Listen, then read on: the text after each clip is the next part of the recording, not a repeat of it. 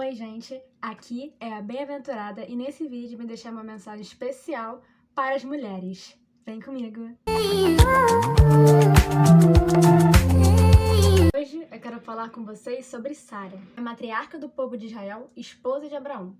A história dela começa com o de Abraão, quando Deus chama Abraão para se tornar uma grande nação. E a gente vê como Deus inclui as mulheres na sua obra de redenção, como Deus não olha para as mulheres como as pessoas olhavam naquela época, como objetos, como pessoas sem opinião ou sem valor. Não. Ele chama várias mulheres, não só do povo dele, mas também estrangeiras, para fazerem parte do seu povo, para fazerem parte da obra de redenção através de Jesus Cristo.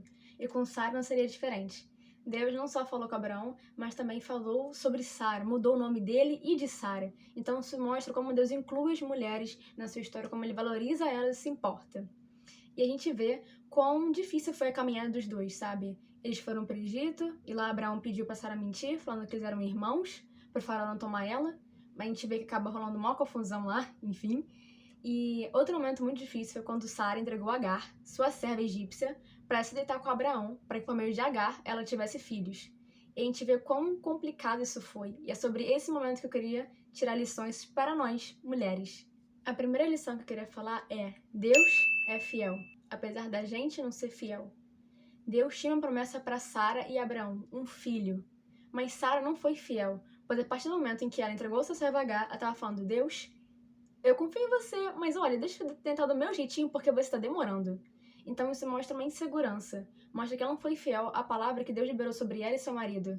Então lembre-se disso, que Deus é fiel, mesmo quando a gente não é. Sabe, a Bíblia relata várias passagens bíblicas sobre o quão fiel Deus é, apesar de nós. Então lembrem disso, talvez você esteja esperando algo do Senhor, esperando alguém, enfim, e fique se perguntando o que está acontecendo, porque já passou tanto tempo e não aconteceu nada, mas lembre que Deus é fiel, que apesar do erro de Sara, Deus continua sendo fiel para ela e seu marido e sua família.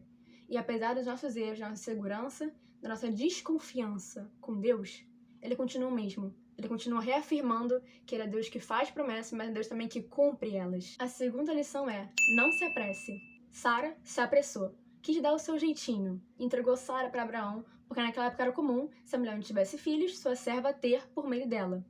E ela se apressou, porque não estava nos planos de Deus isso.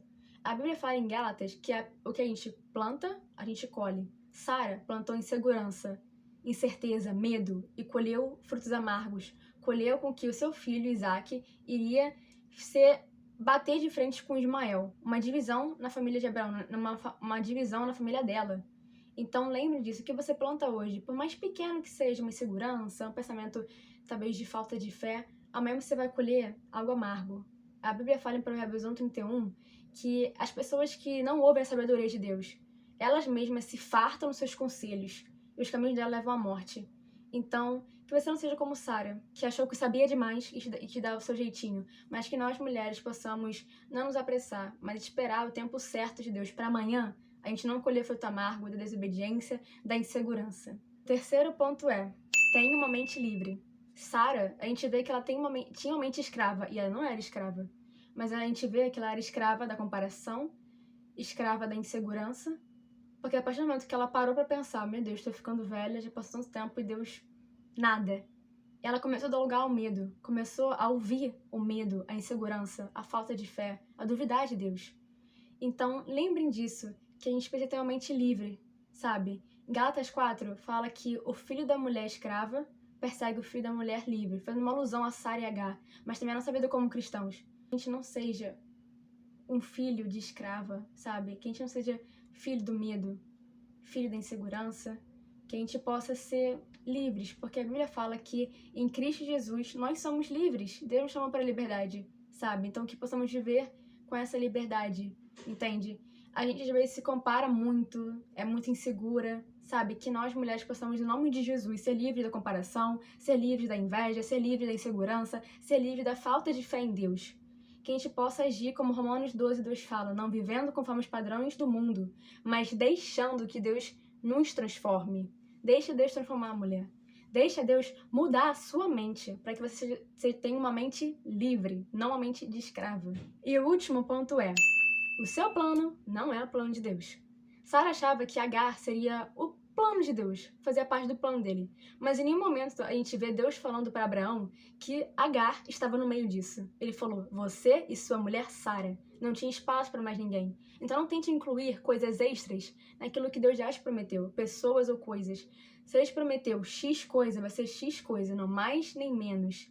E lembre que o plano dele é melhor que o seu. Isaías 55 fala que assim como os céus são mais altos que a terra, assim os caminhos de Deus são maiores e melhores que os nossos. Então, sim, demorou muito para Sara ter um filho. Abraão foi ter um filho, se não me engano, com 100 anos, demorou 25 anos para ele ver Isaac nascer. Mas você percebe que se tivesse sido antes, no tempo de Sara, digamos assim, de Abraão, o milagre talvez não seria tão notório. As pessoas olhariam e falariam: ah, não, beleza, uma mulher de, sei lá, o quê, 60 anos, 70, tendo um filho, não é tão impossível assim. Mas quando a gente vê que Sara provavelmente tinha 90 anos, já era uma mulher bem idosa, e ela gerar um filho saudável, isso foi um milagre. Então talvez você esteja no seu tempo de espera, esteja demorando, porque Deus quer que através da sua vida o milagre dele seja notório, para que todos olhem e vejam que é a mão do Senhor na sua vida, não é a sua, não é seu esforço, não é a sua capacidade, não é seu jeitinho, mas é o jeito de Deus que é o certo. Então pense nisso, que talvez a bênção, a promessa não seja para você, mas é para sua família, é para alguém que você nem vai conhecer, mas que através de uma plataforma digital ou de um testemunho possa ser alcançada pelo Senhor. Então pensa nisso, sabe? E é isso, gente. Espero que tenham gostado do vídeo, que se você gostou, curte, comenta aqui embaixo, se inscreve no canal e que você possa mandar esse vídeo para uma mulher que também precisa ver essa mensagem, que essa mensagem não é só para vocês, mas é para mim também, que possamos aprender com os erros de Sara e não seguir, sabe? Crendo que Deus é aquele que é fiel para prometer e para cumprir. Que possamos ter nossos olhos fixos no nosso autor e consumador da nossa fé. Feliz Dia da Mulher!